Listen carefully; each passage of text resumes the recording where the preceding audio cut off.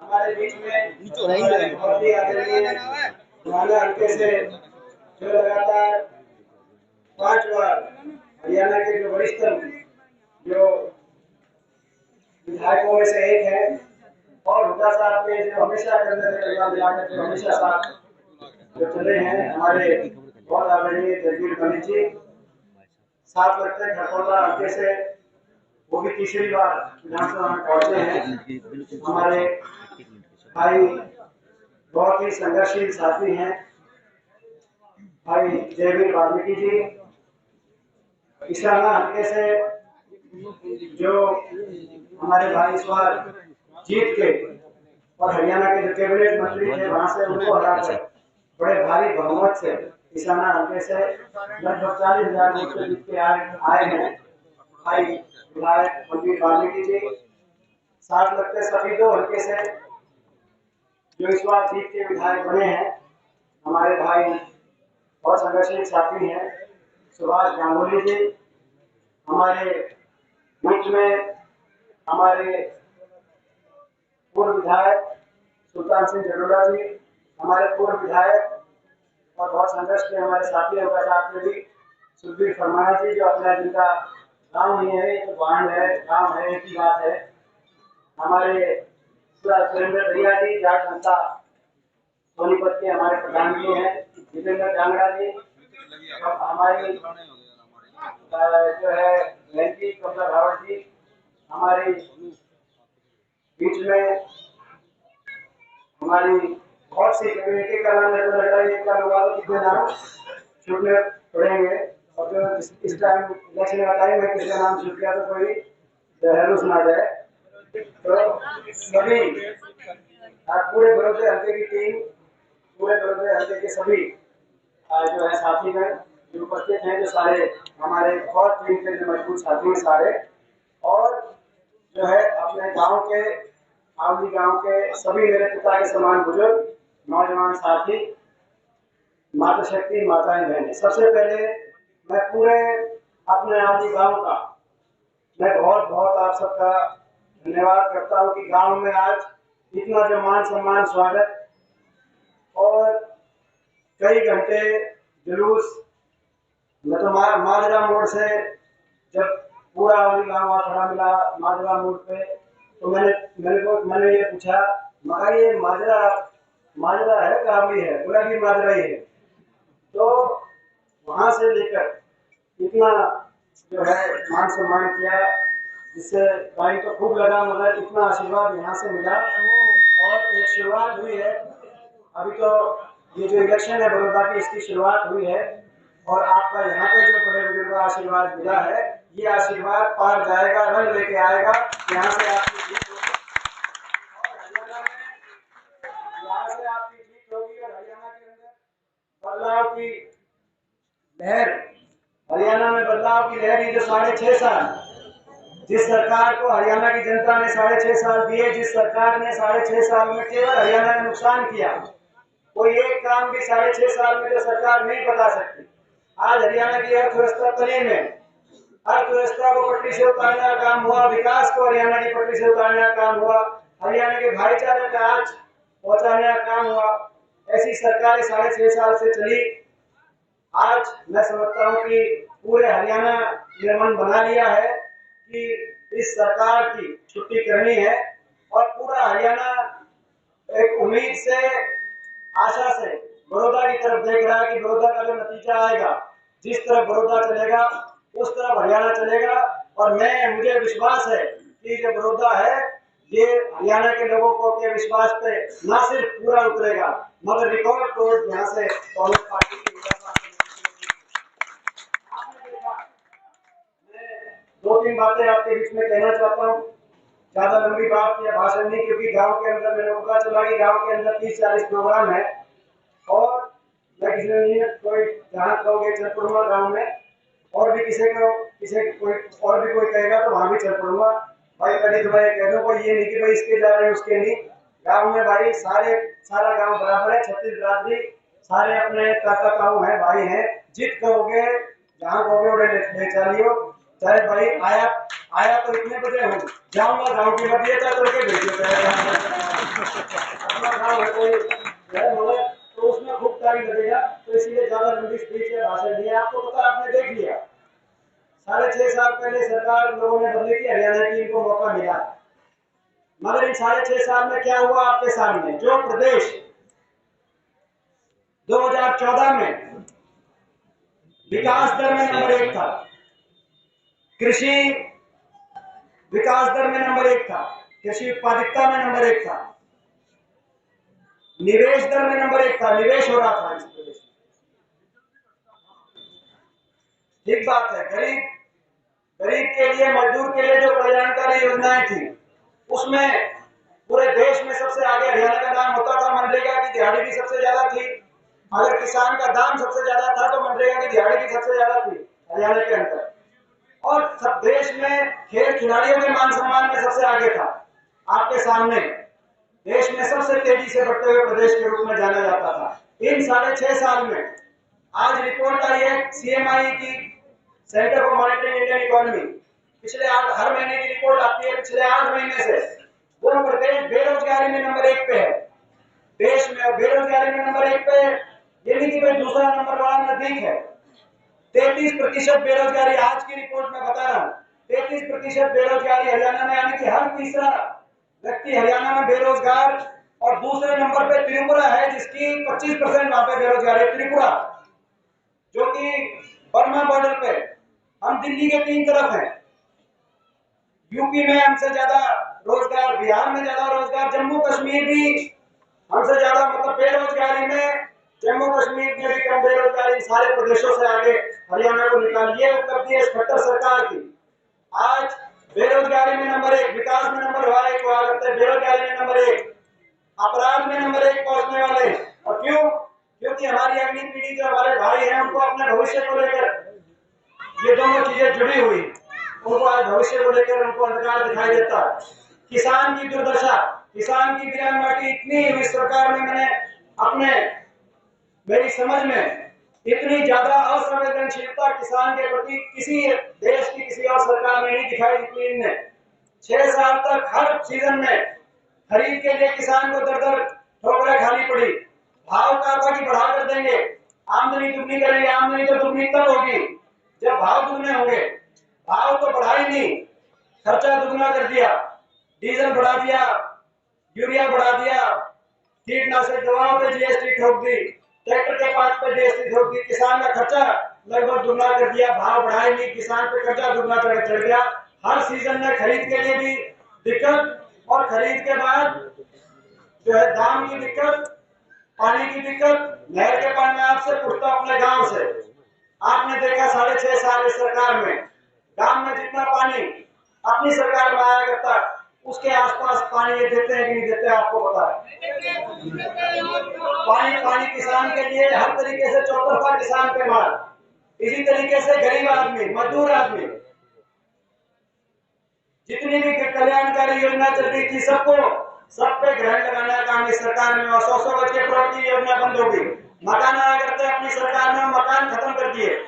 दाल रोटी की स्कीम खत्म कर दी, मनरेगा की स्कीम आदि कर दी, अम्बेडकर छात्रवृत्ति की योजना आदि कर दी। गरीब आदमी पे जैसे किसान पे मार, ऐसे गरीब आदमी पे मार, ऐसे ही कर्मचारी पे मार। हरियाणा प्रदेश का कर्मचारी दर दर ठोकरे खा रहा है अपने अधिकारों को लेकर।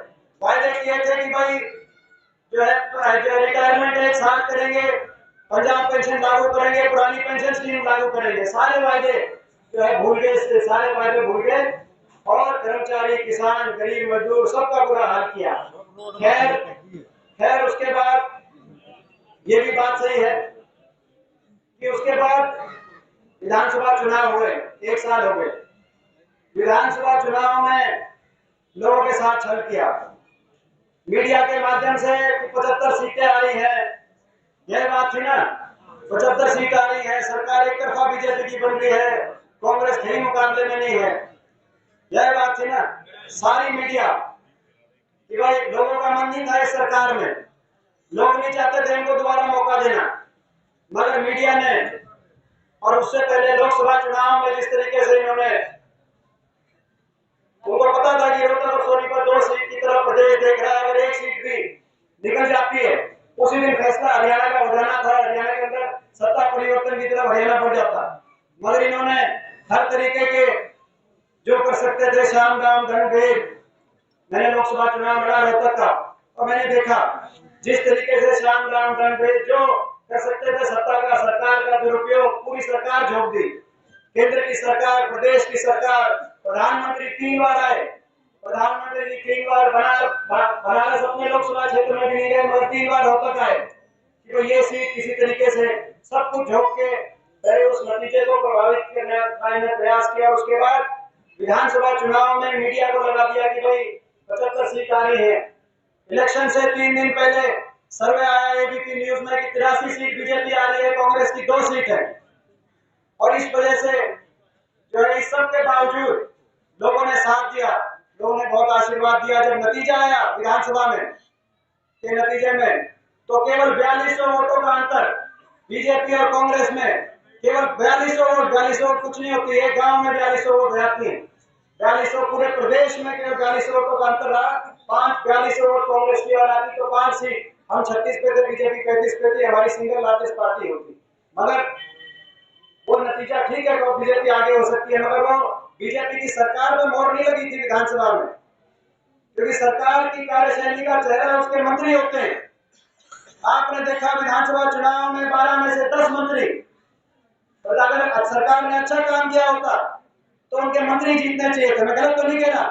10 मंत्री, लोगों ने 10 मंत्रियों को साफ किया, चाहे वो अभी बलबीर जी बैठे इसराना से, बलबीर वाल्मीकि जी, चाहे वो यहाँ इसराना से ट्रांसपोर्ट मंत्री थे किशन पवार जी, 40,000 से बलबीर वाल्मीकि जी जीत के आए, चाहे वो रोहतक के अंदर जो वहां के मंत्री थे उनके अहंकार को, उनके घमंड को तोड़ने का लोगों ने काम किया। रोहतक में भारत भूषण बत्रा जी जीत के आए, चाहे वो बाजली के अंदर, चाहे नागनौन के अंदर, पूरे प्रदेश के अंदर 12 में, चाहे सोनीपत के अंदर, जो हमारी बहन की मंत्री वहां से अभी सुरेंद्र पवार आ जाए नहीं, क्योंकि उनके गनमैन को कोरोना हो गया, तो मैंने अभी आप घर ही रहो, तो बड़ा समस्या, क्योंकि बड़े समझ के चलने का भी टाइम है, क्योंकि भाई देखो समझ के चलने का टाइम है। इनके पास तो दोनों सरकारें हैं और 2 पार्टियां हैं, और बाकी पार्टियों को भी गेम मिलाओगे। हमारे दौरे तो भाई आप और हमें इलेक्शन हमने लड़ना होगा, हमारे लिए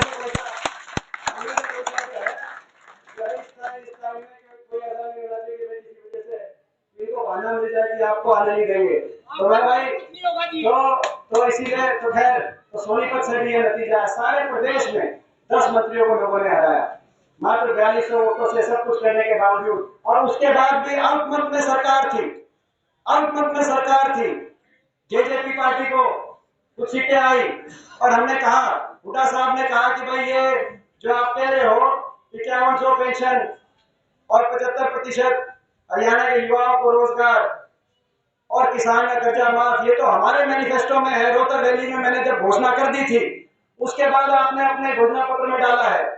ये जो आप कह रहे हो कि भाई जो पार्टी इसका साथ देगी उसके साथ जाएंगे, हम तो 1 नवंबर से लागू करेंगे ये सारी चीज। आपको आपका कर्तव्य है, आप हमारा साथ दो। लोगों ने बीजेपी को हराने के लिए वोट दे रखी थी। मैं आपसे पूछता हूँ, उनको जो वोट मिले थी, वो जो वोट मिली थी वो दोबारा से खट्टर सरकार बनाने की वोट मिली थी, या बीजेपी की सरकार को चंडीगढ़ से बाहर करने की वोट मिली थी? मैं आपसे पूछता हूँ। मगर रातों रात मिले, रातों रात मिले, ना कोई वायदे पूरे हुए, ना किसी का कोई घोषणा पत्र का जिक्र आया। जिक्र आया तो शराब घोटाले का जिक्र आया, जिक्र आया तो रजिस्ट्री घोटाले का जिक्र आया, जिक्र आया तो हरियाणा की जनता को कोरोना के टाइम की लूटने खसूटने का जिक्र आया, जिक्र आया तो खनन घोटाले का, माइनिंग घोटाले का जिक्र आया। कैसी कैसी नियत से, और अब ये दोनों एक सी नियत से मिलके इन्होंने चंडीगढ़ में सरकार बनाने का काम किया। आज ये मौका है, अपने पास मौका आया है, हम लड़ रहे हैं। देखो 6.5 साल हो गए, इन्होंने हमको हमको निशाने पे लिया, उल्टा साहब को भी, मेरे को भी, आपको भी, इस इलाके को भी निशाने पे लेके चले। पहले भी निशाने पे लेके चले और एक बात कहते थे। एक और बात का मैं जवाब देना चाहता हूँ। एक बात कहती थी बीजेपी इलेक्शन से पहले, 2014 के इलेक्शन से पहले जब अपनी सरकार थी, एक इल्जाम लगाते थे, कहते थे कि भाई बाकी तो काम हो रहा है मगर पक्षपात हुआ है इन दो तीन जिलों में, रोहतक सोनीपत झज्जर में ज्यादा काम हुआ है। आज वही बीजेपी कह रही है कि रोहतक सोनीपत झज्जर में काम नहीं हुआ, जब वोट आएंगे तो कहेंगे काम नहीं हुआ है। कहते तब काम हुआ है मगर इन 3 जिलों में ज्यादा काम है, पूरे हरियाणा में ज्यादा के बोलते थे। मैं उसका इसलिए जवाब देना चाहता हूँ, पूरे हरियाणा में काम हुआ। अगर हरियाणा देश में सबसे ज्यादा उस समय किसान का जो है, किसान को गन्ने का भाव, जीरी की बात हो, किसान के कर्जे माफ का फैसला हो, बिजली के बिलों के माफ का फैसला हो, मनरेगा की दिहाड़ी देश में सबसे ज्यादा हो, वजीफा गरीब बच्चों का स्कूल के अंदर उस समय सबसे ज्यादा था, 100 बच्चे प्लॉट पूरे प्रदेश में सबसे ज्यादा मिले थे। पूरे प्रदेश के अंदर विकास हुआ था, एक एक जिले के अंदर योजनाबद्ध तरीके से विकास हुआ था। मगर ये जो अपने 3 जिले, ये भी दिल्ली के नजदीक हैं। दिल्ली के एक तरफ नोएडा, एक तरफ गुड़गांव, एक तरफ फरीदाबाद और एक तरफ ये अपने 3 जिले। नोएडा, गुड़गांव, फरीदाबाद विकास के मामले में इतने आगे पहुंच गए थे मगर इतने सालों तक अपने इन 3 जिलों को कभी दिल्ली के नजदीकी का एहसास नहीं हुआ था, क्योंकि दिल्ली के नजदीक होते हुए भी वो उस तरह का विकास नहीं था। तो एक स्वाभाविक सी बात थी कि भाई जो जब नोएडा, फरीदाबाद, गुड़गांव इतना आगे निकल सकता है दिल्ली के आगे, तो ये इलाका भी आगे निकल सकता है। और इसी सोच के साथ वो प्रयास किए गए थे और इसका फायदा पूरे प्रदेश को था। तो सोनीपत में विकास डेवलपमेंट होगी, यहाँ पे निवेश आएगा, तो उसके आगे स्वाभाविक रूप से उसके साथ जुड़कर बाकी प्रदेश के अंदर, चाहे वो जींद हो, चाहे वो कैथल हो, तो बाकी प्रदेश के अंदर साथ हमारा विकास जुड़ा हुआ है। इस सोच के साथ चले थे मगर उस बात का उस समय एक बीजेपी ने उस बात को लेकर हम पे इल्जाम लगाया। मगर ठीक है, आज सामने आ गया, आज पूरे प्रदेश में, प्रदेश के हर कोने से जो विधानसभा का नतीजा आया, हर कोने से हुड्डा साहब के नेतृत्व में जो है विधायक जीत के आए और आज बराबर का विपक्ष हरियाणा की विधानसभा में है। बराबर का तो विपक्ष है मगर तसल्ली नहीं हुई है। जो लड़ाई लड़ रहे हैं, जो लड़ाई लड़ रहे हैं, उस लड़ाई, वो लड़ाई अभी निष्कर्ष तक नहीं पहुंची और निष्कर्ष तक तब पहुंचेगी जब हरियाणा दोबारा से विकास के रास्ते पर चलेगा, जब हरियाणा में दोबारा से खुशहाली आएगी, जब युवाओं के भविष्य को आगे बढ़ाने के लिए हरियाणा, जिस हरियाणा के अंदर इतनी ज्यादा इतना पोटेंशियल है, दिल्ली के नजदीक है, देश में सबसे आगे हरियाणा पहुंच सकता है, ऐसा पोटेंशियल हरियाणा के अंदर है। हरियाणा को दोबारा से उस विकास के रास्ते पे चढ़ाने की जिम्मेदारी आज आपकी और हमारी तरफ पूरा प्रदेश देख रहा है, क्योंकि विपक्ष में लड़ाई हम लड़ रहे हैं। तो ये मैं अपने गांव आवली से पूछना चाहता हूं कि भाई ये इलेक्शन है, इस इलेक्शन में सारे तो सरकार से मिलके आएंगे, सारे, ये आप हमारी बात नोट कर लेना, सारे सरकार से मिलके आएंगे। कई ऐसे भी आ सकते हैं जो कि जैसे लोकसभा इलेक्शन में आपने देखा, कई कांग्रेस पार्टी की वोट में सेंध लगाने के लिए वोट करते उम्मीदवार भी आ सकते हैं। लोकसभा इलेक्शन में भी आपने देखा, जिस दिन हुड्डा साहब ने पर्चा भरा उसके अगले दिन जेजेपी के दिग्विजय सिंह ने यहाँ से पर्चा भरा। और मैं नहीं कह रहा, उनके पार्टी के विधायक दादा गौतम ने कहा, अभी पीछे आपने उनका बयान देखा होगा कि मैंने मना किया था, मैं नाटू था, मगर सरकार से मिलकर केवल इस बात को लेकर पर्चा भर दिया कि हुड्डा साहब नहीं जीतना चाहिए, क्योंकि हुड्डा साहब जीत गए तो प्रदेश में सरकार बदल जाएगी, इस बात को लेकर पर्चा भरा। तो कई उम्मीदवार ऐसे भी आ सकते हैं। तो भाई मैं आपसे पूछना चाहता हूँ, भाई इस लड़ाई में भाई आवली गांव छत्तीस बिरादरी के मेरे भाई, आपका साथ और आपका आशीर्वाद मिलेगा कि नहीं मिलेगा, मैं आज आपको तो भाई हमने किसी की और जरूरत भी नहीं है, आपका साथ और आपका आशीर्वाद। और भाई जो है इलेक्शन समझदारी से सबकी इज्जत करके अपन ने इलेक्शन लड़ना है। कोई भी आए, किसी दल का व्यक्ति आए, अपनी अपनी सबकी विचारधाराएं अलग अलग हो सकती है, मगर मैं ये भी कहना चाहता हूँ कि अपने को सबकी इज्जत करनी है, जो भी आए, किसी को जो है इलेक्शन बड़ी समझदारी से, क्योंकि बीजेपी हर तरीके की कोशिश करेगी। ये सरकार हमने देखा लोकसभा इलेक्शन में देखा, विधानसभा इलेक्शन में देखा। हमें अपने छत्तीस बिरादरी के भाईचारे को मजबूती से पूरे भाईचारे के साथ हरियाणा में बदलाव के लिए, परिवर्तन के लिए ये इलेक्शन हम लड़ेंगे। आज आवली गांव से जो शुरुआत हुई है, यहाँ आपका आशीर्वाद मिला है। ये आशीर्वाद मैंने जो मलिक साहब ने कहा, उससे पहले जयवीर जी कह रहे हैं, ये आशीर्वाद जो लड़ाई अपनी है उसको निष्कर्ष तक लेके जाएगा। जिस दिन यहाँ नतीजा आएगा, निश्चित तौर से एक सीट का रिजल्ट नहीं है। आपने देखा तो चुनाव का नतीजा पूरे प्रदेश की राजनीति में पड़ता है। जींद के इलेक्शन में जीते बीजेपी वाले, उससे पहले बीजेपी की हवा नहीं थी प्रदेश में, मगर जब जींद में जीते तो जैसे ही जीत आई जींद की, प्रदेश में हवा बन गई, इनकी सरकार बन। यह बात है ना, जींद में नतीजे का फर्क पड़ा उपचुनाव का, पूरे प्रदेश में हवा चल पड़ी। अब उसी तरीके से बड़ौदा के अंदर जो आपकी जीत होगी, उसकी लहर पूरे प्रदेश में जाएगी। और इनकी सरकार जो पहले ही लड़खड़ा रही है, जो पहले ही तीन टांगों पे खड़ी है, एक बीजेपी, एक जेजेपी और एक निर्दलीय, और जेजेपी, निर्दलीय और बीजेपी के कितने विधायक कौन कौन जो है सरकार से खुश है, कौन कौन सरकार के खिलाफ बोलिए, उसकी लिस्ट भी जो है हम ले रहे हैं, आप चिंता मत करिए। तो खुश कोई नहीं है, तीन टांग पे खड़ी हुई है, तीन टांग की ये कुर्सी है। तो भाई ये लड़खड़ाती हुई सरकार है। यहाँ से एक बीच में आपके आएंगे, एक दो बातें कह सकते हैं। अभी ये घमंड की बात एक दो कही इन्होंने, जो इनके घमंड को, जो अहंकार, जिस अहंकार में है, क्या कहा खट्टर साहब ने, बात ये कही कि भाई जो है बहती गंगा में नहा लो, ये कही। रोहतक में एक प्रेस कॉन्फ्रेंस करके बोला भाई बड़ौदा वालों से 6.5 साल तक एक बार भी बड़ौदा का नहीं रखा है। 6.5 साल में खट्टर साहब या पूरा मंत्रिमंडल, पूरे विधानसभा बड़ौदा के 54 गांव में से एक गांव में सरकारी प्रोग्राम छोड़ो, कितने चाय भी पीने नहीं आया। जब मैंने बात की कि कहीं वो चाय भी पीने नहीं आए 6.5 साल में, न्यू मान रहे थे कि बड़ौदा को हरियाणा के नक्शे पे ही नहीं है। तो एक पत्रकार भाई ने कहा कि चाय पीने नहीं आए क्योंकि शायद आप चीनी कम डालते हो। मगर चीनी तो हम चिकमा डालते हैं, मगर हमारी चीनी मीठी नहीं लगती है, क्या बताऊं। तो 6.5 साल तक नहीं आया, छोटी बात नहीं है। हरियाणा छोटा प्रदेश है, 3 दिन में सारे 90 हल्कों में चीफ मिनिस्टर हो अपनी गाड़ी घुमा सकता है। 6.5 साल तक ध्यान भी नहीं।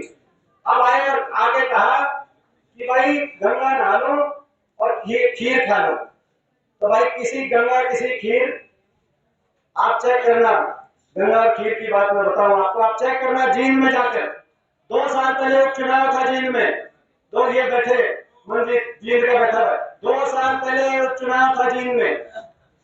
2 साल में उपचुनाव, जिस उपचुनाव में बीजेपी को इतनी बड़ी जीत दी, मीठा साहब जीते, जिसकी वजह से सरकार बनी बीजेपी की दोबारा से, मुख्यमंत्री जी को वहां भी एक बार जाने का टाइम नहीं मिला, वहां एक ईंट भी जींद में लगाने का टाइम नहीं मिला। 2 साल के बाद इन बारिशों में, इस चमासे में जब बारिश आई तो जींद की गलियों में, सड़कों में गंगाएं बह रही थी, वहां पे उनका तो ये कहना पड़ गया है धान लगा दिए थे शहर में, तो इतना बुरा हाल।